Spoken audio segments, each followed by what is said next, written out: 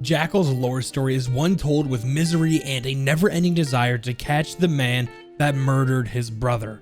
As we'll see throughout the video, Jackal has many life-altering things that happen to him, and it's no wonder he suffers from mental illness. This lore story is yet another one where we have someone who comes from nothing and filled with tragedy, then makes something of themselves against all odds.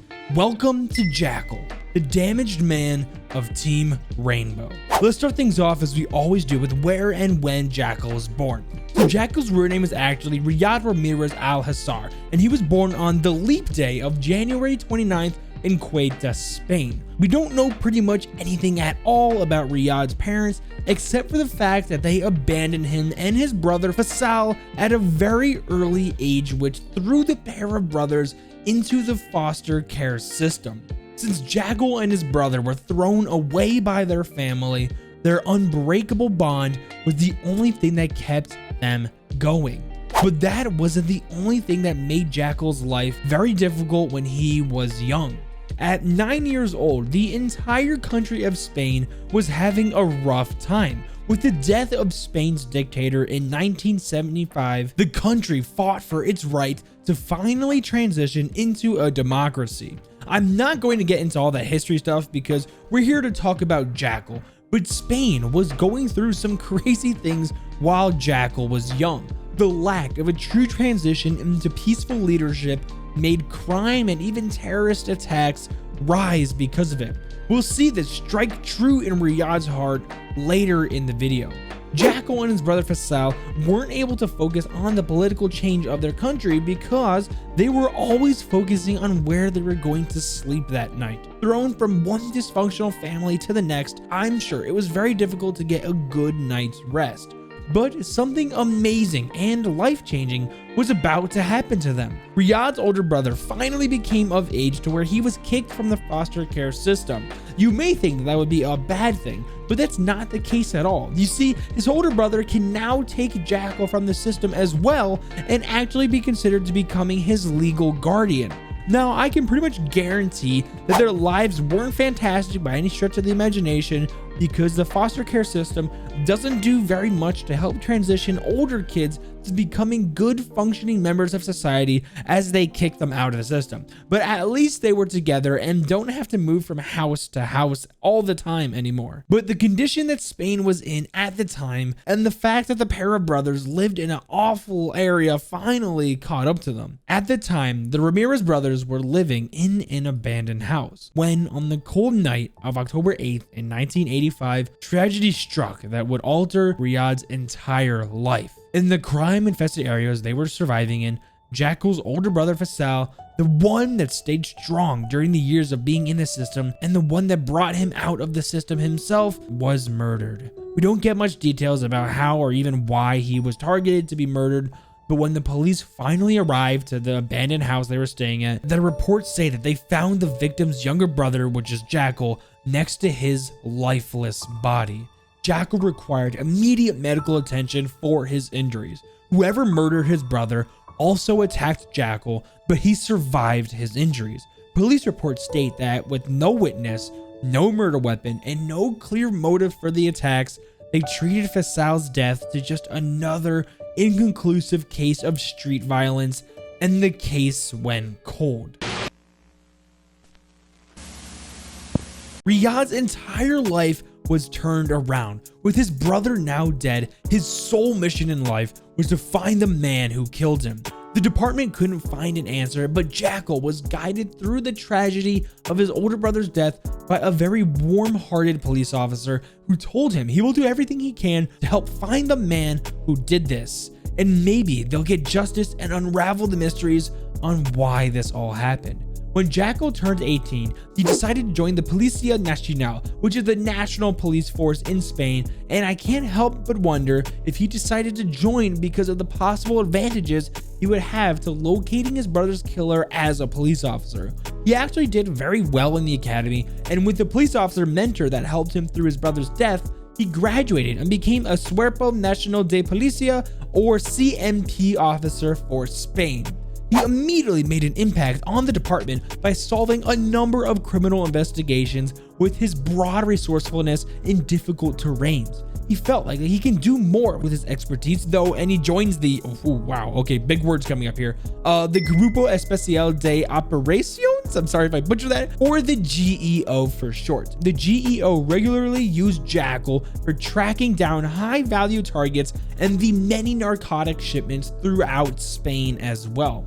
Now, Jackal was traumatized by his brother's death and felt extremely guilty and internalized the fact that he joins the GEO without solving his brother's case closer to home. He would stay up at night, every night, thinking about it and playing it over and over in his head. This resulted in a very serious case of insomnia for him, and he became ill-equipped to cope with letting a target go free. For those of you that don't know, insomnia is a sleeping disorder where the victim has a hard time going to sleep or staying asleep.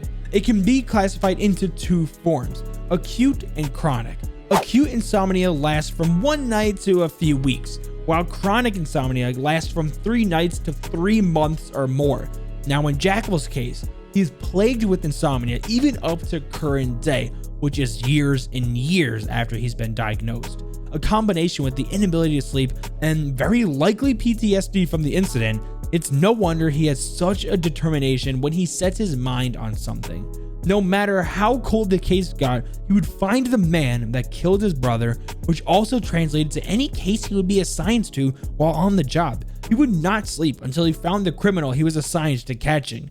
I'm sure while he was up all night, basically every night, he would come up with a million ideas on how to catch that man or what he could have done differently in life to avoid what happened. Maybe if his parents didn't abandon them and they were in the foster care, maybe if they left the crime-infested area sooner. I'm sure all of these awful scenarios play in his head nonstop, and I guess we'll never know what really would have happened if even one thing played out differently.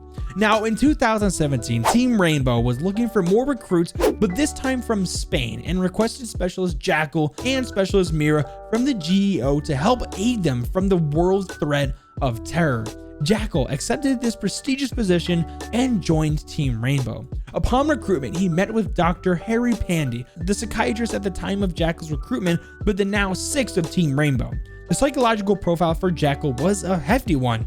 I do believe that Jackal was the closest operator on Team Rainbow to literally lose his mind, so in a way, joining Rainbow saved him and his psyche. Harry starts off the evaluation with talking about Jackal's insomnia, and Jackal tells him that he can't remember the last time he had a good night's rest or slept well at all. Jackal says that the more time that passes without his brother's murder being solved, the more frustrated he gets because he knows that eventually it will never get solved if enough time passes. The clues will just be gone at that point. Jackal does say that he really enjoys being on Team Rainbow, and it's been a really nice change for him. He has already made some deep friendships with other operators. Operators like Thatcher, Twitch, Lion, and especially Mira. Thatcher because he's usually a great mentor to people. Twitch because she's really easy to be friends with. Lion because I'm sure with all the things that happened to him in his life, he can relate to Jackal as well. And then we have Mira. He loves spending time with her and helping with the research and development department,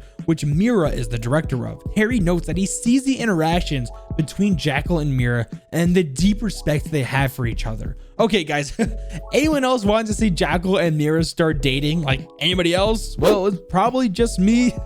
Moving on, Harry does talk with Jackal about how his mind is always focused on his brother and the problems that arise from that. Jackal tells him that before each operation, he mentally visualizes himself turning off switches in his brain that alleviate all the extra thoughts, allowing him to focus on the mission at hand.